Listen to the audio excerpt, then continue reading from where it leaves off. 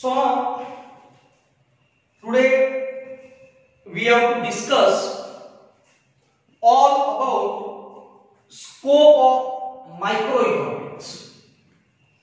क्या होता है ना, कल हम लोगों ने इंट्रोडक्शन टू मैक्रो इकोनॉमिक्स देखा था, बराबर। क्या होता है, जहां तक मैक्रो इकोनॉमिक्स इस पर्टिकुलर टॉपिक का सवाल है, इसमें कल जो क्वेश्चन कवर हुआ था that was about introduction and definition. आज हम लोग कवर करेंगे स्कोप, उसके बाद में कवर होगा नेचर्स, और लास्ट क्वेश्चन इसमें रहेगा that is about the importance, बराबर। आज हम लोग स्टार्ट करेंगे with scope of macro economics. क्या लोग क्वेश्चन पूछा जाएगा, explain scope of macro economics. क्या देना बेटा, scope of macro economics. But obvious, इसके पहले माइक्रो इकोनॉमिक्स का स्कोप हम लोगों ने देखा था, where we were discussing the concept of micro economics. मेरा कहना बराबर समझ, क्वेश्चन कुछ इस तरह से आएगा, explain scope of macro economics. अरे क्वेश्चन इस तरह से रहेगा, explain scope of macro economics, बराबर। अब कहीं ना कहीं सबसे पहली बात, इस क्वेश्चन का आंसर लिखते समय हम लोगों को एक चार्ट प्रिपेयर करना है। क्या प्रिपेयर करना है? चार्ट। क्या देना है? Scope of macro economics,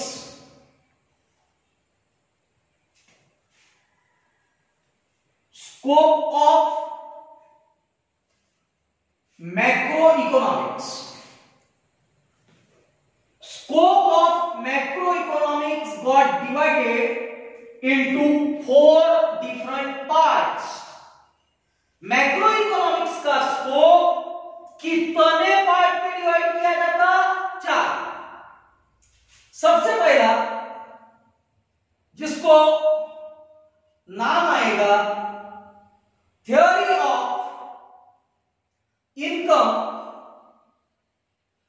and employment. क्या है बेटा, scope of macro economics divided into 4 part. पहला part theory of income and employment, second part theory of general price level and inflation, theory of general price level and inflation. क्या लेना, बहुत सारे नए नए वर्ड्स देखो पता चलेंगे। Scope of macro economics divided into 4 part. कितने पार्ट में डिवाइड किया जाता? 4 पार्ट। पहला part theory of income and employment, second theory of general price level and inflation, then theory of economic growth and development, theory of economic growth and development, बराबर।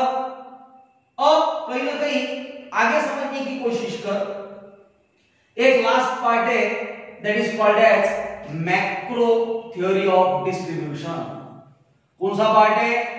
Macro theory of distribution.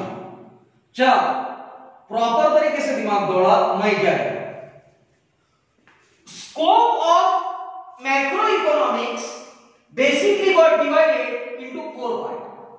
Macro economics का scope कितने अलग अलग part में divide हुआ? 4 part. कौन से 4 part?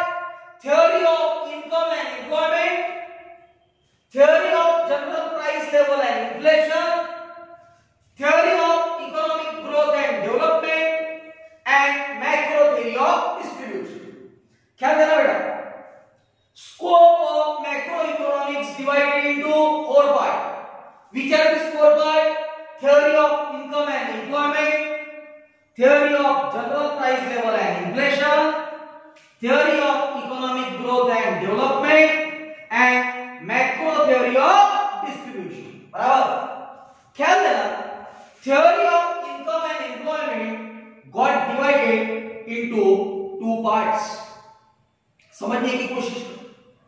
Theory of income and employment divided into 2 parts.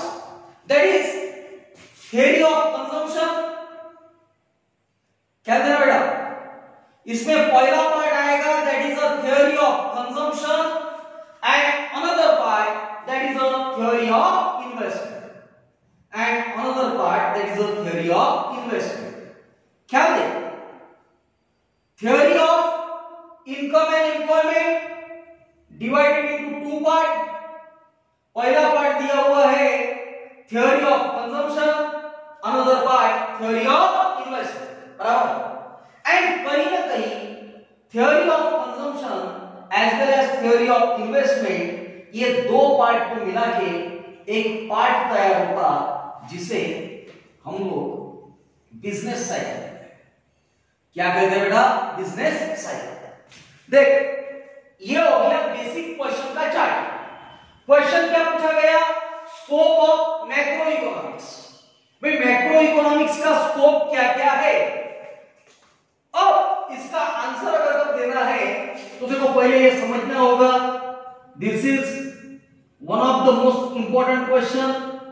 हो सकता एग्जामिनेशन में लॉन्ग क्वेश्चंस के लिए पूछा जाएगा, लॉन्ग क्वेश्चन आंसर के लिए पूछा गया तो इसका वेटेज कितने मार्क्स का रहेगा? 8 मार्क्स। क्लियर? अब ये चार्ट तो बन गया, इस चार्ट को अब मैं कर रहा हूं एक्सप्लेन, प्रॉपर तरीके से समझो। Scope of macro economics divided into 4 part. First part theory of income and employment, second part theory of general price level and inflation, third part theory of economic growth and development, and last one macro theory of distribution। बराबर? अब macro economics से इसका मतलब यहाँ पे जो कुछ भी हम लोग डिस्कस करेंगे ये सब कुछ एग्रीगेट के फॉर्म में होगा। एग्रीगेट के फॉर्म में होगा इसका मतलब टोटल के फॉर्म में होगा। बेटा क्या देख, एक व्यक्ति इंपॉर्टेंट नहीं। अब मैक्रो इकोनॉमिक्स की बात करेंगे तो बट ऑब्वियस एक आधे अर्थव्यवस्था में जितने भी लोग इन्वॉल्व है सभी लोगों के बारे में हम लोगों को डिस्कस करना होगा। ठीक है? क्या बोल? Scope of macro economics divided into 4 part. पहला पार्ट है theory of income and employment. बराबर? इनकम का मतलब है उत्पन्न। बराबर? इनकम यानी उत्पन्न। बट समझने की कोशिश कर, हम लोग एक व्यक्ति के इनकम की बात नहीं करेंगे। फॉर एग्जाम्पल मुझे यहाँ पे बात करना पड़ेगा इंडिया में रहने वाले 132 करोड़ लोगों का इनकम। बराबर? इंडिविजुअल इनकम की बात हो रही है क्या? नहीं। We are speaking and that is all about national income. बराबर? अपने देश का इनकम कितना है? अरे देश का इनकम कैसे निकालोगे? बट ऑब्वियस एक आधे देश में रहने वाले जितने भी लोग हैं इन सभी लोगों का इनकम जो है उसका जब टोटल किया जाएगा we will be getting a national income, बराबर। सो बट ऑब्वियस अपने देश में रहने वाले जितने भी लोग हैं उनका जो इनकम है उस इनकम को कहीं ना कहीं हम लोग कहेंगे national income. And but obvious ये पहला पार्ट है जिसका स्टडी मैक्रो इकोनॉमिक्स में किया जाता है। सेकंड पार्ट है एम्प्लॉयमेंट। एम्प्लॉयमेंट का मतलब है रोजगार। अपने देश में रहने वाले कितने लोगों को रोजगार मिलता है, एम्प्लॉयमेंट अपॉर्चुनिटी है। कितने लोगों के पास में खुद का जॉब है, खुद का बिजनेस है, कहीं ना कहीं ऐसे एक्टिविटीज में इन्वॉल्व है जहां से उनको पैसा मिल पाएगा। बट अगेन एक व्यक्ति के एम्प्लॉयमेंट की बात कर रहे हैं क्या? नहीं, we are speaking about the employment of number of people living in the country. Clear? पहला part scope of macro economics. Scope of macro economics were divided into 4 part. इसमें का पहला part theory of income and employment, बराबर। अब अगर तुम suppose income की बात करोगे तो कौन सा इनकम आएगा? नेशनल इनकम, बराबर। एम्प्लॉयमेंट की बात करोगे, एम्प्लॉयमेंट यानी रोजगार, बराबर। अब theory of income and employment divided into 2 part. अब इनकम और एम्प्लॉयमेंट के 2 पार्ट है। फॉर एग्जांपल लोगों के पास में नौकरी है, लोगों को पैसा मिल रहा है। ये सीक्वेंस बराबर समझना। सबसे पहली बात लोगों के पास में एम्प्लॉयमेंट होनी चाहिए। एम्प्लॉयमेंट रहेगी तो लोगों को क्या मिलेगा? इनकम, बराबर। अब इनकम अगर कब आ गया तो 2 बातें हो सकती। एक है थ्योरी ऑफ कंजम्पशन। कंजम्पशन करना इसका मतलब एक्सपेंसेस करना, खर्चा करना, बराबर। And another investment. इन्वेस्टमेंट इसका मतलब है पैसा कहीं ना कहीं सेव करना एंड सेव करके उसको अच्छे से अच्छी जगह पे इन्वेस्टमेंट करना। देख बेटा, सबसे पहली बात लोगों के पास में नौकरी रहेगी। नौकरी अगर कब है तो उनको क्या मिलेगा? इनकम। अरे बराबर, देख सीधा है, सीधा सा हिसाब है। कोई भी व्यक्ति रहने दे, उसके पास में सबसे पहले नौकरी होनी चाहिए, काम धंधा होना चाहिए, बिजनेस होना चाहिए, बराबर। नौकरी हो, बिजनेस हो, काम धंधा हो, वो खेती करता हो, अल्टीमेटली ये सभी एक्टिविटी किस लिए की जा रही है? बिकॉज उसको कहीं ना कहीं क्या अर्न करना है? इनकम, बराबर। अल्टीमेटली एम्प्लॉयमेंट है तो इनकम आ गया। इनकम है तो बट ऑब्वियस जब वो पैसा अर्न करेगा तो 2 बातें हो सकती। कुछ पैसा खर्चा करेगा, कुछ पैसा बचा के रखेगा। कुछ पैसा खर्चा करेगा, कुछ पैसा बचा के रखेगा। कुछ पैसा खर्चा करेगा, इसको मैंने कहा एक्सपेंसेस, उसी बात को यहां पे कहा गया थ्योरी ऑफ कंजम्पशन, बराबर। अब कुछ पैसा बचा के रखेगा, बट ऑब्वियस इन्वेस्टमेंट एग्जैक्टली पहले तो होगी नहीं। सबसे पहले इसको पैसा सेव करना होगा। जैसे वो पैसा सेव करेगा, but obvious saving will got convert into investment. ठीक है, पहले लोग क्या करते? पैसा सेविंग करते। कहां पे सेविंग करते? बैंक अकाउंट में। और सेविंग अकाउंट रहता ना, सेविंग अकाउंट में पैसा जमा करते। जब थोड़ा बहुत अच्छा खासा अमाउंट जमा हो जाता उस समय saving will got convert into investment. Saving will got convert into investment. So clear हो गया? So this was about theory of consumption and this is about theory of investment. और ये दोनों को मिला के कहीं ना कहीं बिजनेस साइकिल रन होता। बिजनेस साइकिल रन होता, इसका मतलब है कि अपना जो day to day business activity है वो चलेगा। देख सीधा हिसाब है, हर कोई व्यक्ति जॉब करता, पैसा मिलता। पैसा मिलने के बाद में अपने घर के लिए उसको जो जो इंपॉर्टेंट चीजें खरीदनी होगी वो चीजें खरीदेगा। एंड बट ऑब्वियस कुछ पैसा बचा के रखेगा फ्यूचर के लिए, that is called as the investment. और जब डेली बेसिस पे, रूटीन बेसिस पे ये सब कुछ चलते रहेगा, this is nothing but it is called as the business cycle. इसे क्या कहा जाएगा?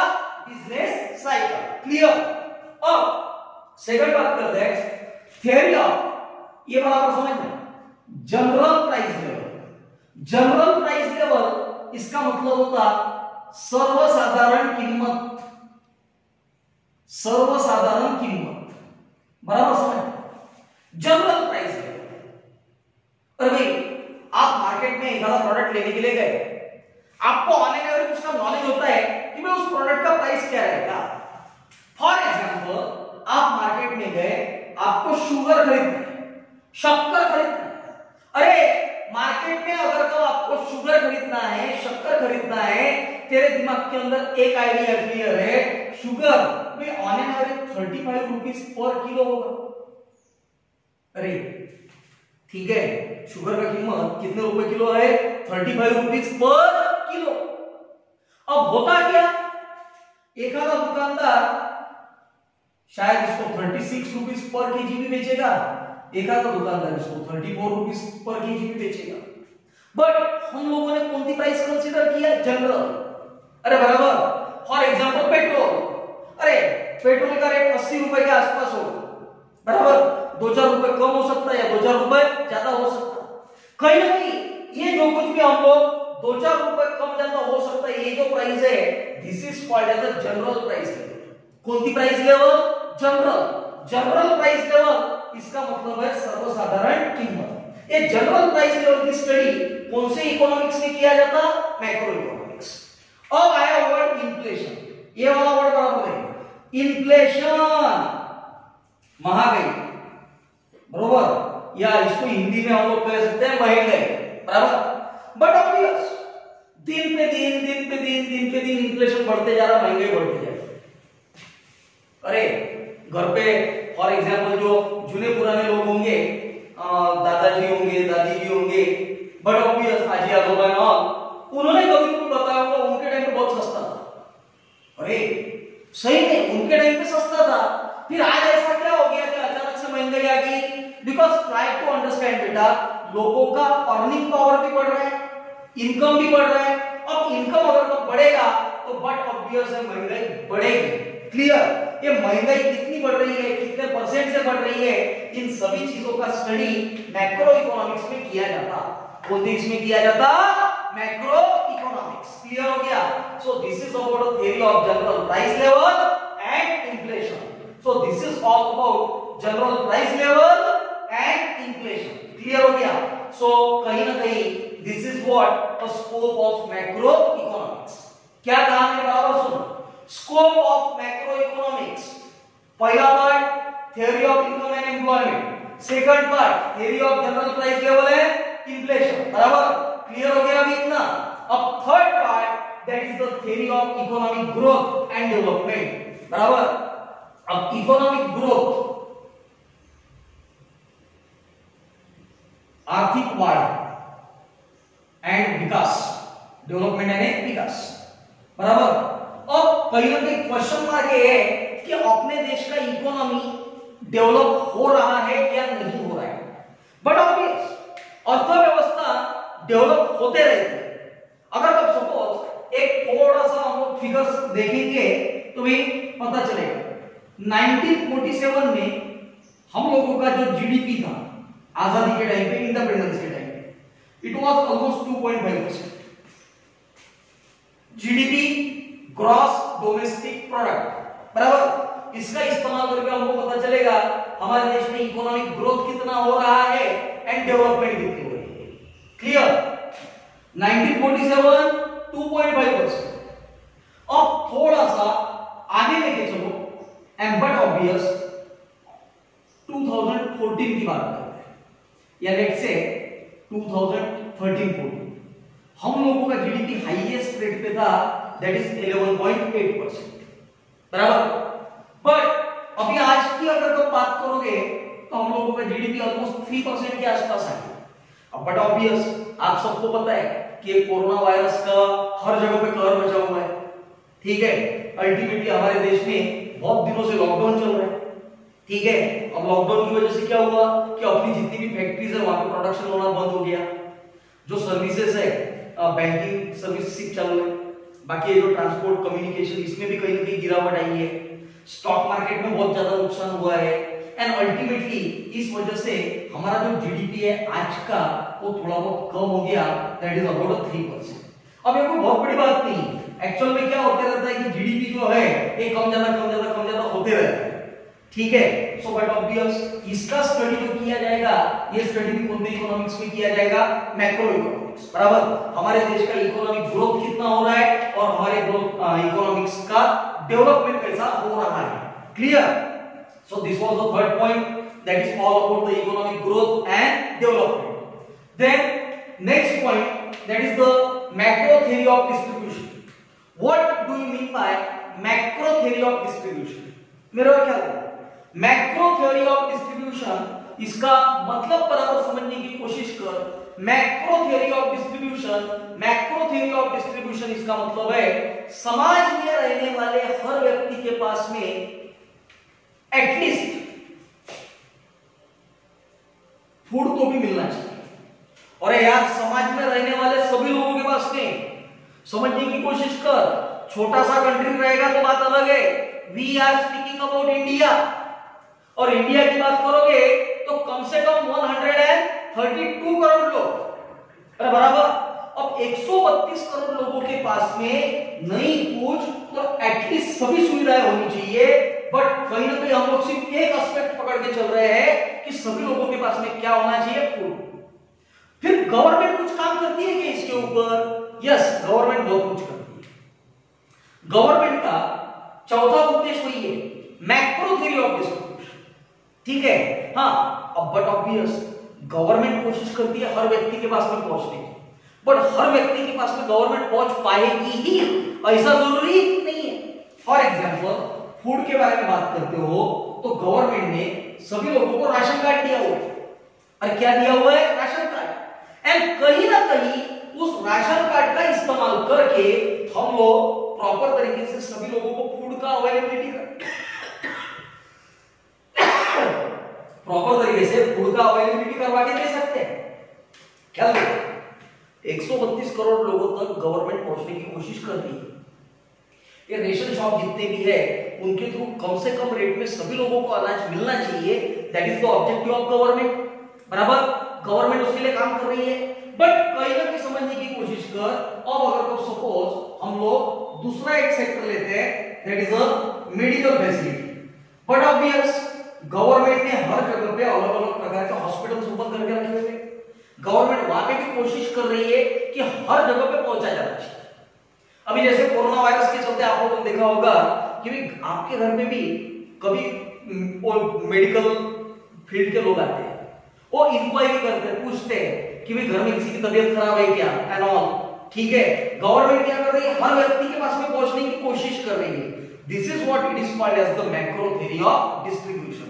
सो this is a thing about the scope of macro economics. अपने लिए बेहद जरूरी क्वेश्चन है, समझने की कोशिश करना। एक बार रिपीट करता हूं, चार्ट बराबर दिमाग के अंदर फिट करो। Scope of macro economics divided into 4 part. Which are this 4 part? theory of income and employment, theory of general price level and inflation, theory of economic growth and development, macro theory of distribution. Theory of income and employment got divided into 2 parts. Theory of consumption, theory of investment. Theory of consumption and theory of investment brings into 1 part, that is a business cycle. Clear हो गया बेटा? So this was all about macroeconomics का scope. Clear? चलो done.